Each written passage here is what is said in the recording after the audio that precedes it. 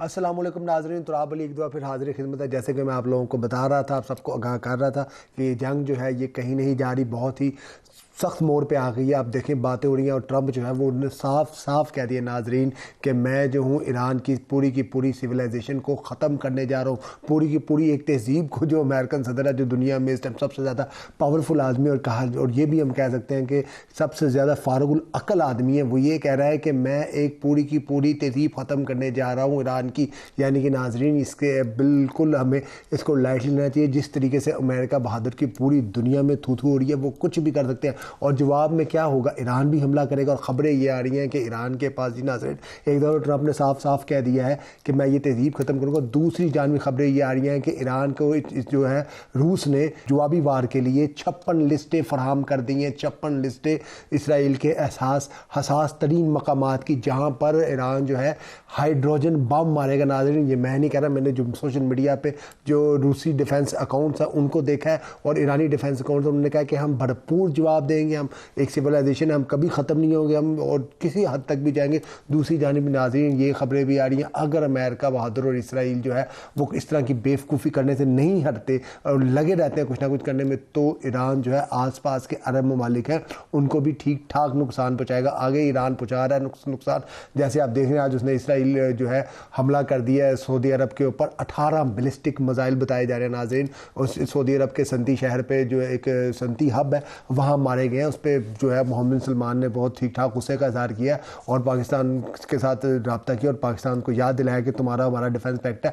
और पाकिस्तान ने बहुत मुश्किल से जो है अपनी एक न्यूट्रलिटी की पोजीशन जो है वो इस हालत में मेंटेन रखी हुई है। लेकिन अगर ये जंग बढ़ती है तो हो सकता है कि सऊदी अरब को बीच में आना पड़े और खुदा ना खास्ता यही तो ये चाहते हैं इसराइल के हम जो आपस में जो है मुसलमान लड़ पड़े।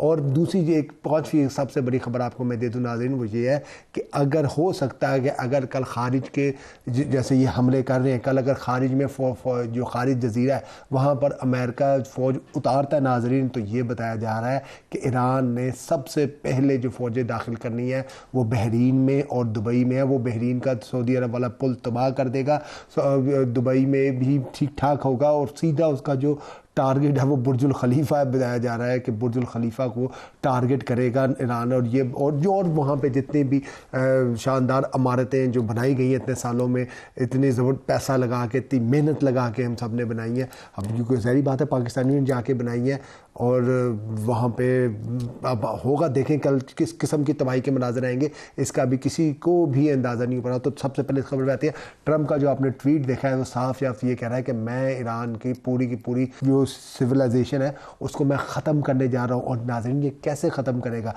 बताया जाता है कि पाकिस्तान से जो है वो 2 गुना बड़ा मुल्क है ईरान, यानी कि 16 लाख मुरबा किलोमीटर उसकी जो है वो पूरा रकबा है, पूरी एक रिच उसकी हिस्ट्री है। और आप ये देखें कि वहाँ पे तेल के ज़खायर है, 9 करोड़ आबादी है। और नाज़रीन जैसे लगता नहीं है कि ये एक झटके में ख़त्म हो सके, क्योंकि न्यूक्लियर की कैपेबिलिटी के बारे में कहा जाता है कि जब आपने न्यूक्लियर स्ट्राइक करते हैं ना किसी भी मुल्क में, ये वो नागासाकी वाले जो छोटे छोटे किलो बम नहीं है, 10 किलो 50 किलो वाले बम, ये बहुत बड़े बम है जो बताया जाता है। और इनकी तबाही भी एक नेक्स्ट लेवल पर होगी जो इंसानी सोच से भी कहीं आगे की होगी। यानी कि अगर कोई भी बात जाए, अगर खुदा ना खास्ता हमारी इन भारत के साथ कभी न्यूक्लियर वॉर होती है तो वो वॉर ऐसी नहीं होगी कि हम उनके सिर्फ 2 शहरों पे बम मारेंगे, वो हमारे 3 शहरों पे बम मारेंगे। कोई भी जो न्यूक्लियर मुल्क है, जब वो किसी न्यूक्लियर पे अटैक करता है तो वो मेक श्योर करता है कि आगे से दूसरा मुल्क रिटेलिएट ना करे। और जैसे कि खबरें आ रही हैं, ईरान कह रहा है मैं रिटेलिएट करूँगा, तो उस जो उसका जवाब होगा उसके में ये बताया जा रहा है कि वो कह रहा है कि मैं पूरे के पूरे खत्ते को आग लगा दूंगा। और अब जो खबरें आ रही हैं नाज़रीन वो ये आ रही हैं कि ईरान के पास जो है वो ख़ास किस्म के जो मिसाइल हैं, जो बताया जा रहा है कि कुछ दिन पहले आपने खबर देखी थी कि जो नॉर्थ कोरिया शुमाली कोरिया है उसने वो मिसाइल जो है वो पहुँचा दिए हैं, जिनकी रेंज बताया जा रहा है कि 10 से 15 हज़ार किलोमीटर है। और ये भी बैलिस्टिक मिसाइल हैं और वॉरहेड कैरी कर सकते हैं, न्यूक्लियर वॉरहेड कैरी कर सकते हैं। ईरान कह रहा है मैं वो इस्तेमाल करूँगा, मैं डर्टी बम मारूंगा, मेरे पास जितना भी जो है असला मैं सब चलाऊँगा जिसमें यूरेनियम है, वो कह रहा है मैं यूरेनियम भी चला दूँगा। और अगर ऐसा होता है तो ताबकारी पूरे खत्ते में फैल जाएगी, कौन जिंदा रहेगा यहाँ पे। मुझे तो समझ नहीं आ रही कि ट्रंप साहब क्या करना क्या चाह रहे हैं। अगर तो इसके खतरा जो असरात हैं वो पाकिस्तान तक आते हैं तो फिर हम लोग क्या करेंगे। अब मुझे तो बिल्कुल बिल्कुल अब सुबह कहा जा रहा है कि सुबह फजर की ज़ान के वक्त के आप देखें ना किस किस्म के लोग हैं ये, जानबूझ के जो पाकिस्तानी 3 बजे के टाइम और जो ईरानी है उसके सुबह 5 बजे वक्त के मुताबिक जो है बताया जा रहा है कि वहाँ पे जो है वो हमला जो है वो शुरू किया जाएगा। वैसे तो देखा जाए कि ईरान ने, अमेरिका के पास मुझे एटॉमिक वेपन्स के अलावा भी उनके पास इतना असला है जिससे वो ईरान को ठीक ठाक नुकसान पहुँचा सकते हैं, लेकिन दुनिया के किसी भी मिलिट्री एक्सपर्ट ने ये सोचा भी नहीं था कि ईरान 38 दिन तक लड़ता रहेगा। अब हुआ ये क्या है कि वैसे भी दुनिया में ट्रंप के आने से महंगाई, जो उसने ट्रेड वॉर का ड्रामा शुरू किया था, महंगाई का तूफान है, और अब ट्रंप ने एक फसूल जंग शुरू कर लिया और उस पर अमेरिकी जो अमेरिकन सुपर पावर की एरोगेंस थी उसकी उसने धूल निकाल दी है, पूरी बेइज्जत होकर रह गया ट्रंप बहादुर और नेतन्याहू जो है ये एफसिन ज़दा टोला जो है। अब ये देखें कि इनसे जब फतह नहीं हुआ, दो ममालिक जिनमें से दोनों के पास जो है वो आप ये कह लें एक टेक्नोलॉजी, इसराइल जो टेक्नोलॉजी में सुपर पावर है, अमेरिका वैसे उसकी मैशत भी आपको पता है सुपर पावर की मैशत है, उसके पास लातादाद असला है उसके बाद, और दोनों के पास एटॉमिक जो है वो वेपन्स हैं, वो ईरान को फतह नहीं कर पाए। और अब खबरें ये आ रही हैं, आलमी जो इनका मीडिया है, न्यूयॉर्क टाइम ये क्या रिपोर्ट कर रहा है, ईरान ने पाकिस्तान को ये बताया है कि भाई हम जंग जीत रहे हैं, अब भी हमारे पास आज की तारीख में 15,000 के करीब ख़तरनाक मिसाइल जो हैं वो हमारे स्टॉक में पड़े हुए हैं। 20,000 से या 50,000 वो बता रहे हैं, 20 से 50,000 ड्रोन हमारे पास मौजूद है जो कि अब हमारे लिए जंग जीतने के लिए काफ़ी है। तो मुझे तो लगता है कि ईरान को भी होश के नाखून लेने चाहिए और जो है वो थोड़ा सा हवा के घोड़े से नीचे आए और आगे मज़ाकरात करें। ये पागल लोग हैं, ये कुछ भी कर देंगे, ये अब चलाने की, अब देखें ना एटमी जंग की बात कर रहे हैं यहाँ पर, मैं एटमी जंग होने जा रही है नाज़रीन जी, नाज़रीन एटमी जंग कौन बचेगा। और ईरान, मैं देख रहा था वैसे ईरान की कौम की दाद देनी चाहिए कि वो ट्रंप ने उसे कहा कि मैं पुल उड़ा दूंगा, मैं तुम्हारे एटमी प्लांट तबाह कर दूंगा, तो वहाँ पे लोगों ने ह्यूमन चेन बना लिया है, लाखों की तादाद में लोग सड़कों पे निकल आए हैं, जाके अपने उनके आगे खड़े हो गए, एटमी प्लांट के आगे खड़े हो गए, पुलों के आगे खड़े हो गए, बिजली घरों के आगे खड़े हो गए, अपनी जो उनकी पेट्रोल की तनसीबात थी उनके आगे खड़े हो गए। दूसरी तरफ ईरान ने क्या किया, ईरान ने आज जो है 18 बैलिस्टिक मिसाइल दे मारे हैं सऊदी अरब के ऊपर, और जो उनका ईरान का मौका है वो ये कहना है, उसने कहा कि कल हमारे जो है पारस, जो हमारी दुनिया की सबसे बड़ी नाज़रीन बताया जाता है कि पेट्रोल की तनसीबात है, जहाँ से ईरानी अपना 90% पेट्रोल हासिल करते हैं, वहाँ पे इसराइल ने हमला किया। आज उन्होंने फिर एक उनके पेट्रोकेमिकल के ऊपर हमला किया था, तो जवाब में उन्होंने जो है वो सऊदी अरब पे हमला किया। लेकिन अब ये देखें, ये हमला तो इसराइल ने किया है, सऊदी अरब को मारने की क्या ज़रूरत है। लेकिन वो ये कहते हैं कि ये जो जहाज़ हैं ये वो उनकी एयर स्पेस वायलेट करके कहते हैं, जबकि सऊदी अरब कह रहे हैं ऐसा कुछ नहीं है। लेकिन अब जो है आज कोर कमांडर कॉन्फ्रेंस में ये फैसला लिया गया है कि अब ईरान को समझाया जाएगा किसी तरीके से, भाई ऐसे मत करो, इस तरह तुम पाकिस्तान को और सऊदी अरब को इश्तियाल दिला रहे हो और मज़ीद तुम अपनी जो पोजीशन है उसे जेपरडाइज मत करो। अब और मानना पड़ेगा कि सऊदी अरब को जो है इस एग्रेशन के बावजूद जो उसके खिलाफ हो रहा है वो तहम्मुल का मुजाहरा कर रहा है, वो अभी तक ईरान पे हमले नहीं कर रहा, ना वो पाकिस्तान को फोर्स कर रहा है वैसे, लेकिन वो कह रहा है कि यार इस तरह ना करें, अगर ये हमारी जो है वो सिविल स्ट्रक्चर तबाह करते हैं तो हमें भी हमला करना पड़ेगा। और बहुत ज़्यादा, और मैं ये कहूँगा कि बार बार जो है वो हमें होश के नाखून लेने पड़ेंगे, और ये जो एक ट्रैप है हमारे मुसलमानों के लिए बिछाया गया उसमें बिल्कुल हमें जो है वो नहीं जाना चाहिए इस ट्रैप के अंदर। और आई थिंक कि बेटर सेंस प्रिवेल करे।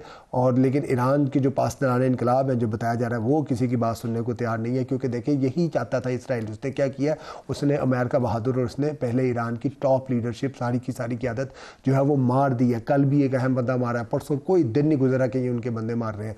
अच्छा, अब हो गया रहा है कि ऊपर की आपने सारी चेन ऑफ कमांड तो उड़ा दी, अब नीचे कोई बात करने वाला नहीं है। 31 सूबे नाज़रीन, 31 सूबों के अंदर जो है वो 31 आर्मीज़ आप ये कह लें कि ऑपरेट कर रही हैं, वो खुद से ऑपरेट करती जा रही हैं।